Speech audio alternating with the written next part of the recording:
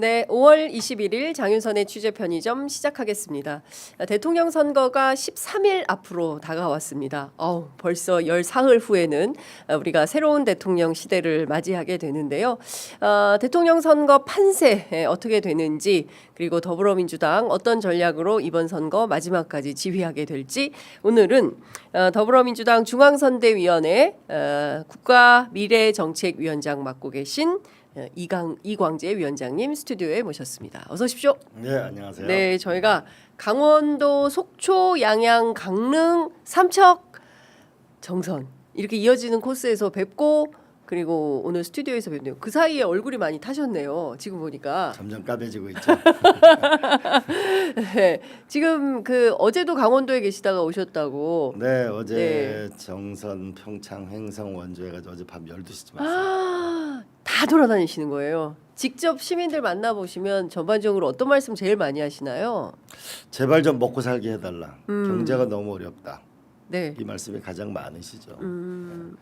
그러니까요. 지금 보니까 국민 10명 가운데 6명은 물가 안정이 최우선 민생 과제다. 이렇게 한경협 조사로 60.9%나 되는 시민들께서 민생, 물가, 경제 안정 이걸 꼽고 계신 것 같습니다. 왜냐하면 뭐 자영업자의 현재 20%가 문을 닫았으니까요. 네. 그러니까 우리 길거리 보면은 가게 내놓다 임대가 임대 너무 엄청 많잖아요. 예. 이걸 꼭 IT 기술의 발달만으로 보기는 어렵고 경기가 완전히 침체하고 내수가 있어요. 예, 내수가 엉망진창인 것 같고, 대구 동성로도 가보니까 임대가 너무 많더라고요. 그러다 보니까 이제 더 위축되죠. 예. 그리고 사실은 경제가 어려우면 서민이 더 힘들어요. 그렇죠. 예, 경제 위기가 한번 올 때마다 한번 끝나고 나면 부자는 더 부자가 되고 가난한 사람은 더 가난해질 수밖에 그러니까 없어요. 이거를 진짜 참 그러니까 돈이 있어야 돈을 쓰는데 돈이 없으니까 요새는 김치찌개 한 그릇 사 먹는 것도 부담돼서 식당이 텅텅 비어 있다. 아무도 안 온다. 이제 마이크를 조금 당겨서 앞으로 가야 될 것 같습니다. 예, 위원장님께서 조금 아침이라서 텐션을 좀, 알겠습니다. 좀 세게 말씀을 해주셔야 네, 된다라는 그러죠. 말씀을 좀 드리겠습니다. 지금 보면 전반적으로 보수투파 쭉 다니고 계시는데요. 열상을 남았습니다. 대통령 선거 판세 전반적으로는 좀 어떻게 보고 계십니까? 이재명 후보가 당선 가능성이 저는 조금 높다고 보는데요. 그 이유는 크게 변하는 것 같지만 안 변한다. 뭐냐 하면은 탄핵은 해야 한다. 네. 계엄은 잘못됐다. 네. 그것이 한 부동의 54%에서 60%였거든요. 예, 예. 그러니까 저는 특히 중도층이 그렇게 생각하기 때문에 저는 탄핵은 해야 한다라고 했던 국민들은 이재명 후보를 지지할 가능성이 매우 높다. 네. 사실 강원도가 굉장히 보수적이지 않습니까? 그렇죠. 네, 강원도나 경상북도나 또 경남 지역이나, 근데 부산도 맨날 디비진다 그래서 선거 때마다 취재하러 가면 부산 이번에 디비졌습니다. 근데 결과는 한석 뭐 이런 거예요. 작년 총선만 하더라도 강원도도 좀 마찬가지인 것 같은데. 강원도는 이때 뭐 대통령 선거에서 문재인 대통령 때 한 번밖에 못 이겼어요. 계속 졌죠. 예. 예. 그래서 제 목표가 네. 한 표라도 이기는 거예요.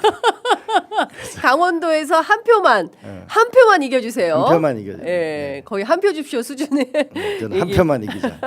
딱 한 표만 이기자. 네. 예. 네, 그런 정도로 진짜 절박한. 그리고 사실 이번 선거는 내란 심판 선거기 때문에 여기에서 진다. 그럼 내란 세력에게 지는 거 아니겠습니까? 그러죠. 요새 제가 이제 강원도 분당을 왔다 갔다 하고 예. 살고 있는데 둘 다 어려운 지역이잖아요. 그렇죠. 분당도. 근데 저보다 제 선거 때보다 훨씬 더 열심히 한다고 그래서 왜 그러냐 그러니까 사실 전 절박하게 생각해요. 제가 당선되는 것보다 이 내란 세력이 여기서 만약에 승리한다면 그건 역사에 있을 수 없는 거죠.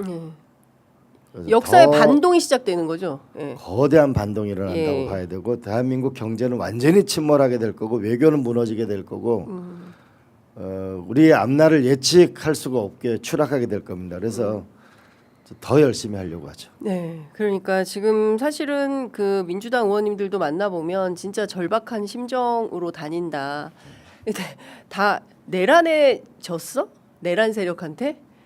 그러면 이건 진짜 이건 아니다. 이런 생각이 좀 그러죠. 드는 겁니다. 그 뒤에 예. 일련에 벌어지는 상황 보면은 끔찍한 겁니다, 진짜. 그러죠. 우리가 진짜 반성해야 될 거는 3년 전에 손바닥에 임금왕자를 쓰고 나온 사람을 우리가 찍어서 이 나라가 무너졌잖아요. 그 이후에 12월 3일 날 내란과 네. 얼마 전에 한덕수로 후보 교체하려고 새벽에 하는 거 그러니까. 보세요. 예.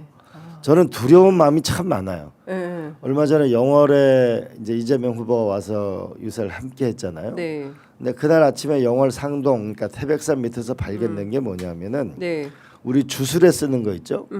그러니까 인형이 있고 인형을 줄로 매다른 다음에 그걸로 칼로 찔러 가지고서 네. 거기 헌법재판소 재판관 이름이 있는 인형이 발견됐거든요. 에?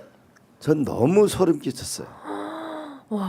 그래서 끝날 때까지 절대 끝난 게 아니고 예. 끝까지 긴장을 늦추지 말아야 되고 우리가 최선의 노력을 겸손의 겸손을 얘기해야 된다. 네. 뭐 이때 압승 얘기하고 이런 사람들은 진짜 그건 정치 무당이다. 그거는 우리가 예. 정말 겸손하게 해야 된다고 봐요.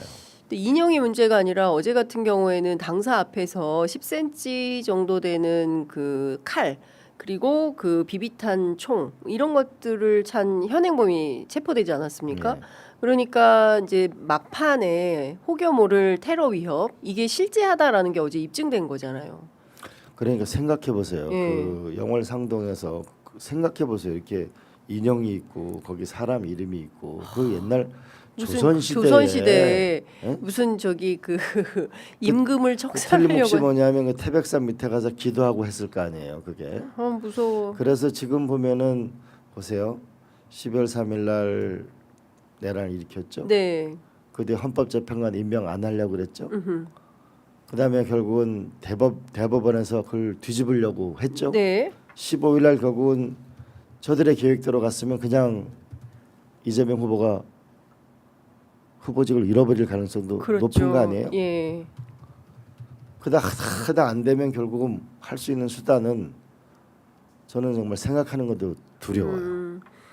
그러니까 지금 어쨌든 굉장히 위기의 상황에서 대통령 선거를 진행을